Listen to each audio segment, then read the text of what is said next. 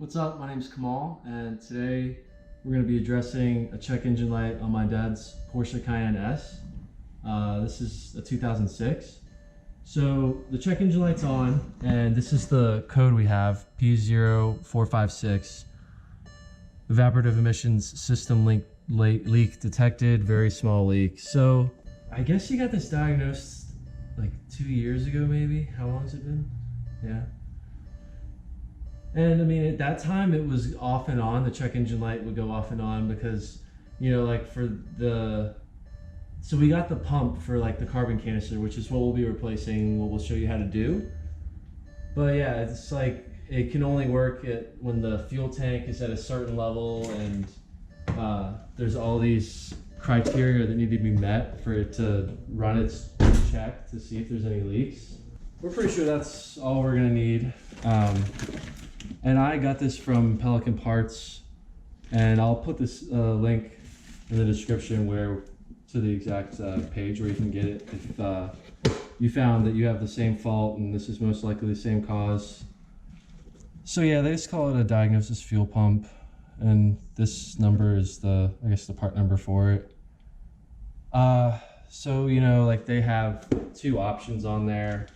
They usually have the Porsche brand, and then they usually have like a different brand that's usually like half the price. I forgot how much we paid for this. I mean, it wasn't necessarily cheap, but it's necessary if you want to get rid of the check engine light. We didn't get the Porsche one.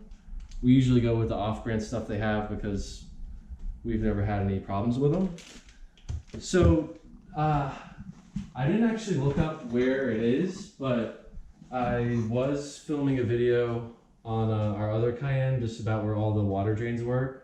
And when I had the wheels in the back here off and the fender liner off, I do remember seeing the carbon canister. So we have the car jacked up. So if you're wondering where you can jack the car up from the rear, you can see right there, the like subframe like dips down in between the two exhausts.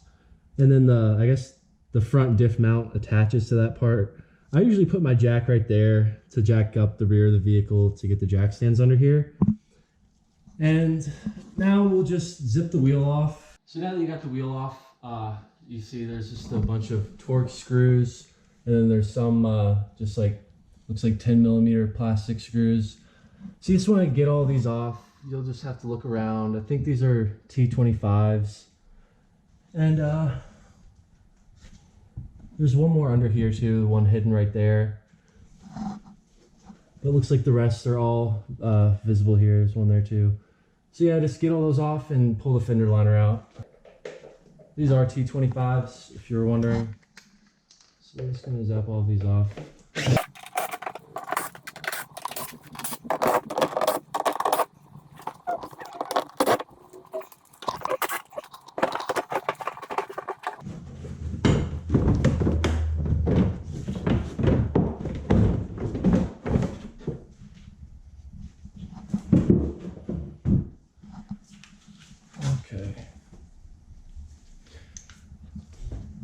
Those fender liners can be frustrating, so just take your time.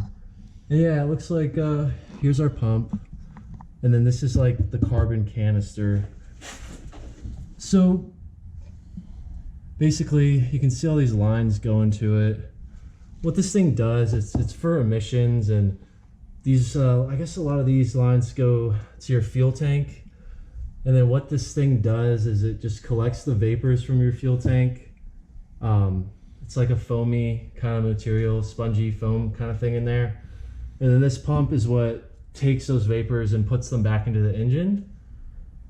So that's why your check engine light might be like an off and on thing, because it's not like there's a ton of vapor in here all the time. You know, it just, instead of having just a relief valve to the atmosphere on your fuel tank like cars were in the old days, this is what you have now for emission standards. So this pump, that I guess it's called the fuel detection pump, so it obviously can know how much vapor. I'm pretty sure this is also the same thing that pumps that stuff to the engine, like I was saying. So I'm gonna go get the other one, and then we'll figure out where we need to go from there to get this thing off. So it's in there like this. So as you can see, there's going to be 3 screws here. I can see the one there. We're going to have to get those off.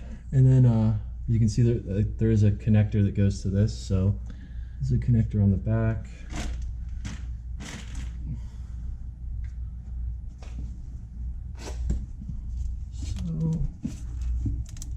So see how like this hose, it needs to come off, but it really doesn't want to move. I have a little trick for that I'll show you guys.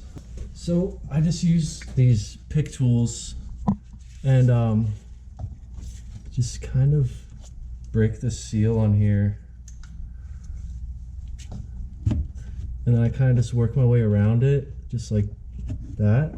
I mean, yeah, just make sure you don't actually puncture a hole in it, but see, once you kind of just break that initial seal, they come off a lot easier. If I kept pulling on it, this would have ended up being frustrating. We know this has to come off, so we'll take this one off next, which right here, and I guess you can kind of do the same trick. But like I said, just be careful. You don't really want to poke any holes.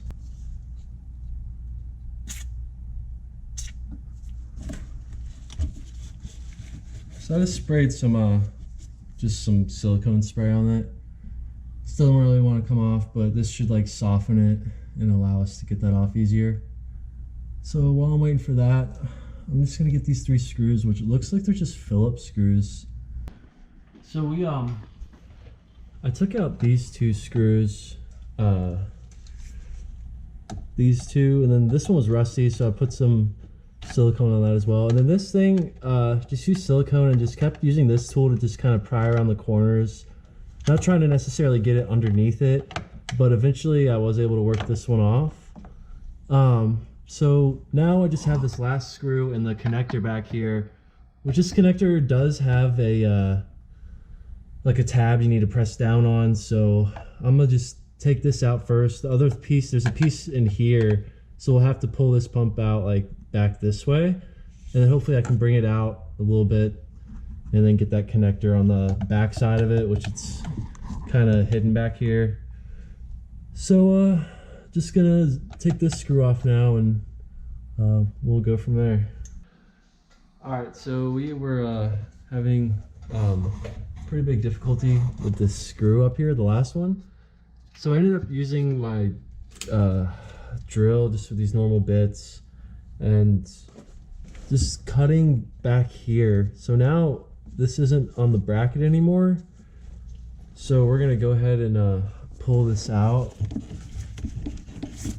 I really don't know why they used Phillips screws and not something that you could use a ratchet with, but yeah, this kept just like stripping and not allowing us to get it.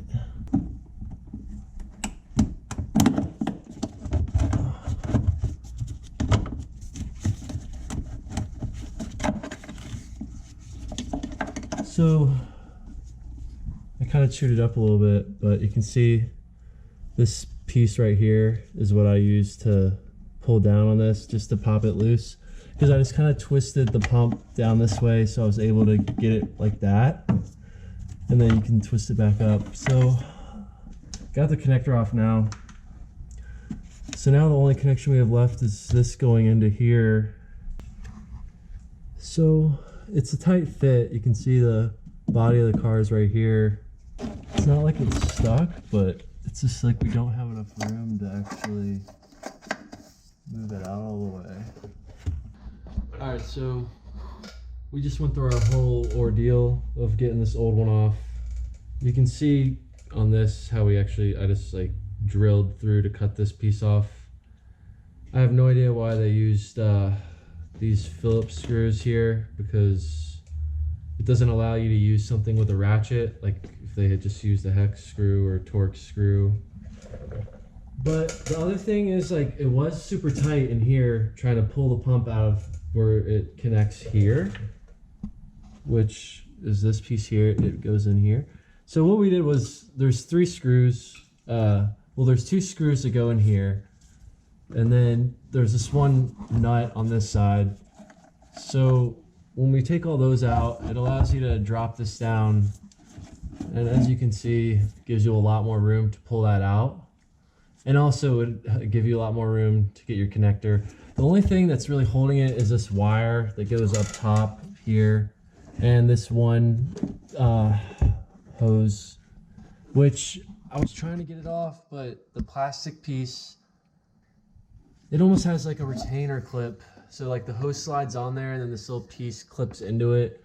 I couldn't get that piece to pop loose, and I didn't really want to mess with it too much because I didn't want to break it because we don't have anything to replace it. So we just were cautious of that hose just to make sure it doesn't bend or break.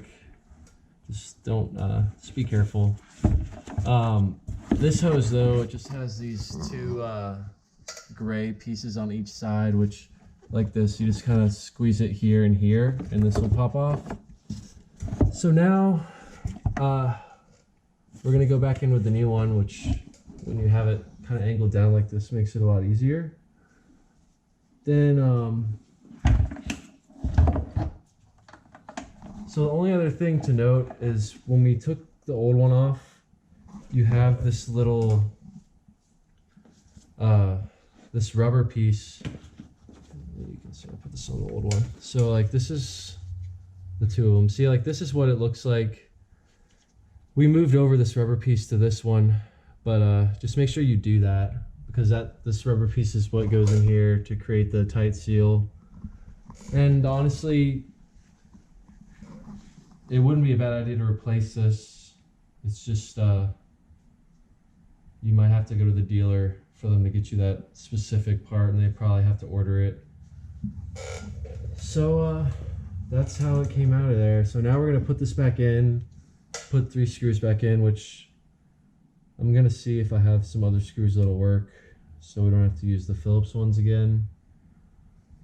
And then you just have the connector on the back, this hose that goes to the bottom piece here, which this is the other thing is just some of y'all might have noticed is see, these actually aren't facing the same direction.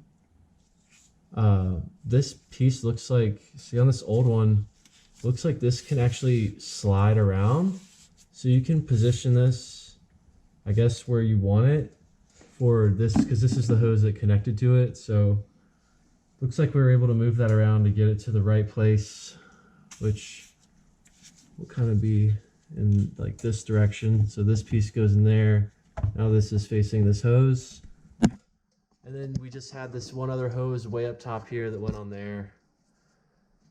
So we're going to use both our hands to get it back in, so I'm not going to be able to film it, but once we get it back in, we'll show you again as well. All right, well, we just got everything back together. So like I showed you, we had this thing down, and so there's one screw that goes in this last, like, well, the third hole to the right here. One goes in there, one here, and one there, obviously.